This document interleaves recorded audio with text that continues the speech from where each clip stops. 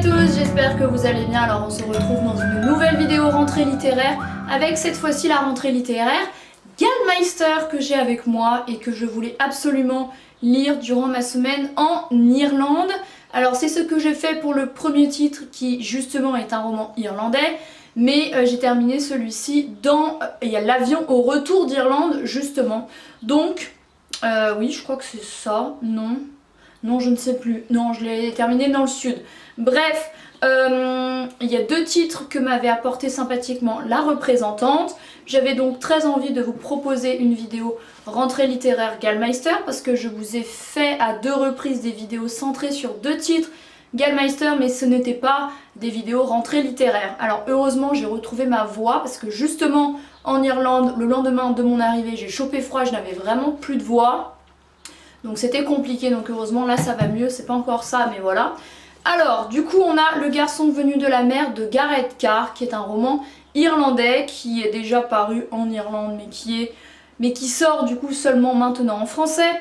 Et La cabane dans les arbres de Vera Buck. Alors Vera Buck elle avait été très connue pour son précédent roman Les enfants loups, grâce auquel elle avait reçu plusieurs prix et l'autrice m'a dit tu verras celui-ci est encore mieux. Je n'ai pas lu le précédent donc il n'y en avait aucune attente. Celui-ci est un thriller et celui-ci il sera rangé en littérature étrangère et petit spoil j'ai préféré celui-ci.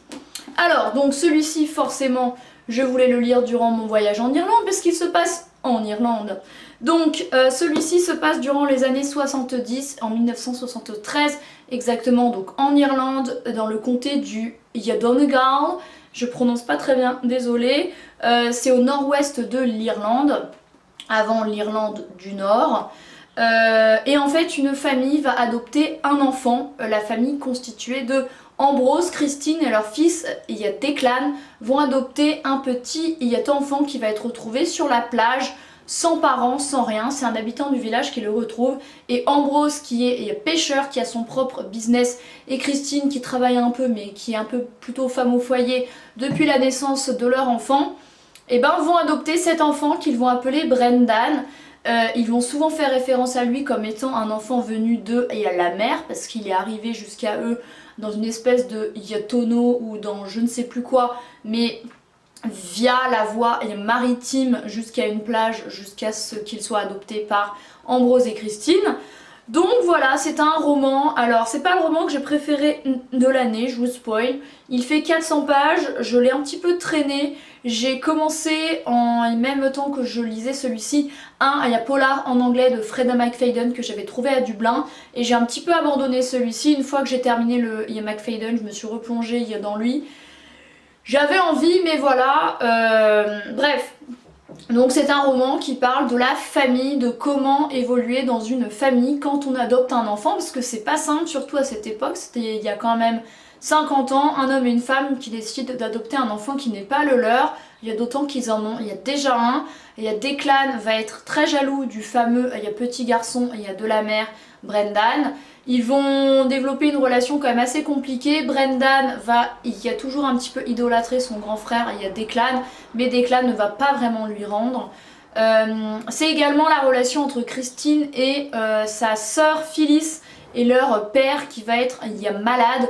Donc sa grande sœur, je crois que c'est sa grande sœur, Phyllis vit du coup avec leur père, un homme âgé, un peu acariâtre, enfin vous savez les vieux quoi, c'est pas simple de vivre avec eux quand il y a une génération d'écart. Et c'est un petit peu Phyllis et le père de Christine qui refusent, qui sont complètement contre le fait que Christine ait adopté cet enfant qui n'est pas le sien et lui font clairement comprendre à de nombreuses reprises. C'est cette relation-ci entre Christine et sa sœur, avec sa sœur et son père qui est très compliquée. C'est Phyllis qui s'occupe essentiellement du père lorsqu'il va être malade, mais Christine de plus en plus elle va s'occuper de lui. C'est également comment vivre à l'époque en Irlande, dans une famille modeste, quand un des deux seuls parents travaille, et quand Ambrose qui travaille dans le domaine de la pêche, qui a son propre bateau, comment est-ce qu'il s'en sort, comment est-ce qu'il fait pour nourrir sa famille.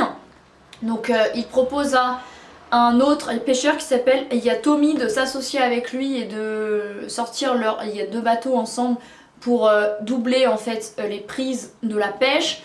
Au début ça va assez fonctionner, après la pêche c'est comme tout, c'est très fluctuant, très aléatoire. Et puis surtout, on ne sait jamais ce qui peut arriver en mer et parfois il y a quelques scènes assez dures où ils manquent mourir. Donc ses fils Brendan et Declan, ils développent eux aussi une passion pour la pêche. L'un plus que l'autre, l'un qui va plus réussir que l'autre. C'est quoi ce dont ce roman parle? Ouais, c'est cette relation familiale-ci. Brendan qui devient très proche de ses parents adoptifs. C'est également un roman qui se déroule sur 20 ans. Donc c'est l'évolution de la famille, du business, de la pêche, Ouais, je sais pas quoi vous dire de plus. Ils disent au dos, saga familiale sur 2 décennies où alterne le comique et le tragique. Alors le comique, j'avoue que je vois pas trop, mais bon, c'est pas grave. L'intime et l'aventure. Le garçon venu de la mer est un premier roman enchanteur, riche de la beauté de l'Irlande et de la chaleur d'une communauté.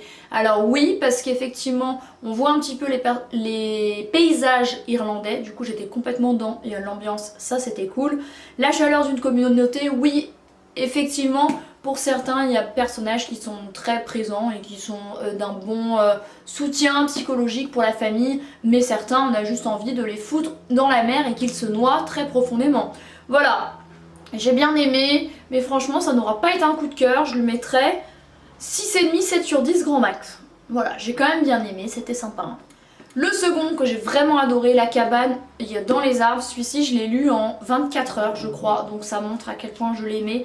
Il fait le même nombre de pages, voire un petit peu plus épais que le précédent, parce qu'il fait 440 pages. Après ce sont les épreuves non corrigées, ils sont susceptibles de changer. Il y a des modifications qui peuvent être apportées, des rajouts, des suppressions, des transformations, et puis la qualité du papier final sera peut-être différente, je ne sais pas. Mais là, les épreuves non corrigées que j'ai, 440 pages. Alors, ce livre-ci, c'est un huis clos qui se passe sur plusieurs semaines, je dirais, qui se déroule en Suède. Donc c'est un thriller, Vera Buck, elle sera rangée en thriller.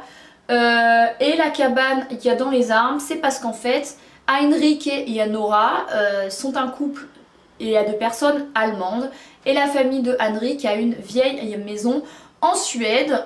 Du coup, il décide d'y aller avec sa femme pour un temps indéterminé, en vacances, y habiter, on ne sait pas vraiment.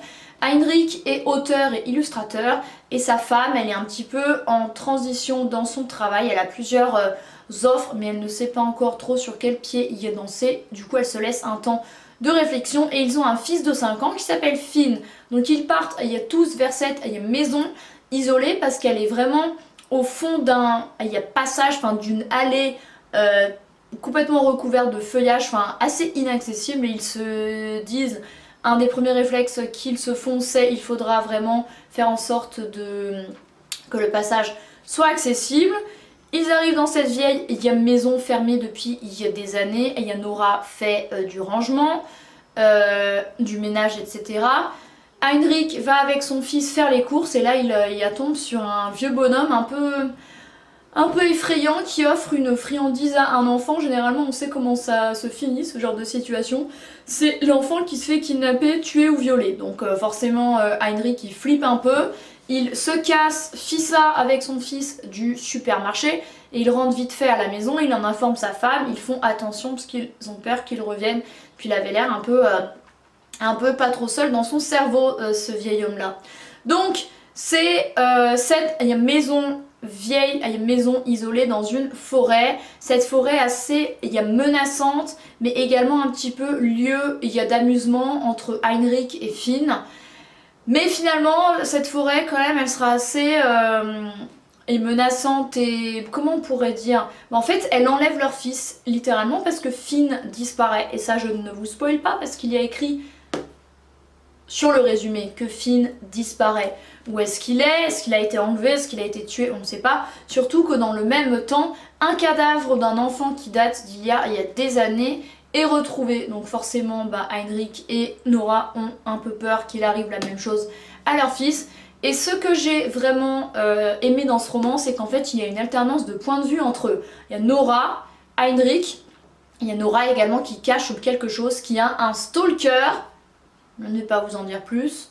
Heinrich, donc avec son point de vue à lui, se sent responsable de la disparition de son fils. Une certaine Marla qui vit dans une cabane isolée, un peu en mode grégaire, très seule, très isolée, c'est très angoissant les moments où on a Marla. On a également Rosa, alors Rosa qui doit s'occuper de son frère qui est récemment tétraplégique pour aider son père. Et Rosa, elle a un drôle de passe-temps, c'est celui en fait d'étudier la décomposition et la nature. Donc c'est un passe-temps un petit peu bizarre pour son père qui ne voit pas ça comme un travail.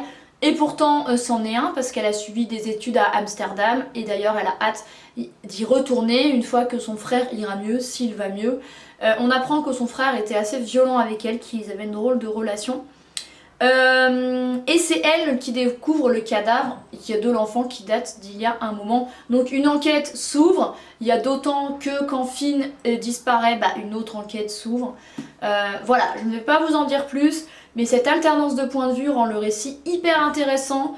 Je l'ai trouvé vraiment très Page et Turner, j'avais vraiment envie d'en savoir plus. En plus j'avais le temps, donc forcément je l'ai lu assez rapidement parce que j'avais très envie de savoir le fin mot de l'histoire, parce qu'il y a plusieurs personnages comme ça qui apparaissent où on se dit ah c'est peut-être lui le responsable, c'est peut-être lui, c'est peut-être elle, il y a un truc bizarre. Bref, voilà, et il y a d'autant que Heinrich, j'ai oublié de vous le dire, mais il a des réminiscences de lorsqu'il était enfant, qu'il avait vu une petite fille dans une cabane qu'il n'avait pas pu sauver, elle était enchaînée, elle avait l'air d'être séquestrée quoi.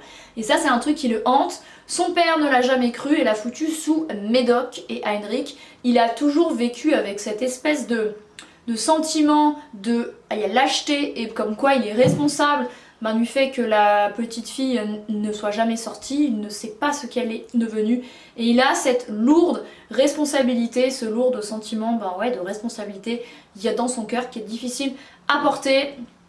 Franchement celui-ci est génial, je l'ai beaucoup aimé, je le mettrai un facile, il y a 9, il y a 9,5 sur 10 et au dos ils disent: après Les Enfants Loups, Vera Buck signe un nouveau thriller implacable et glaçant et je suis assez d'accord et je n'ai pas deviné le fin mot de l'histoire, donc c'est quand même assez inattendu, donc ça c'est cool parce que vous voyez, parfois avec certains thrillers on peut deviner aussi. Et pas là. Voilà, écoutez, c'en est tout pour cette vidéo de la rentrée littéraire Gallmeister. Je crois qu'il y aura un autre titre dans la rentrée littéraire, je ne sais plus, mais en tout cas moi j'en ai eu 2, c'est bien suffisant, parce qu'il y a beaucoup d'éditeurs, beaucoup de titres qui me font, il y a de l'œil, donc si je me concentre sur un éditeur et que j'en lis 4 ou 5, je ne m'en sors plus, littéralement. Donc voilà, le Garrett Carr et le Vera Buck qui sont avec moi. Merci d'avoir regardé cette vidéo, j'espère qu'elle vous a plu. N'hésitez pas à lui mettre un pouce en l'air si ça a été le cas et à me dire si un des 2 titres vous plaît. Merci d'avoir regardé cette vidéo, n'hésitez surtout pas à vous abonner et moi je vous retrouve très bientôt dans une autre. Bye!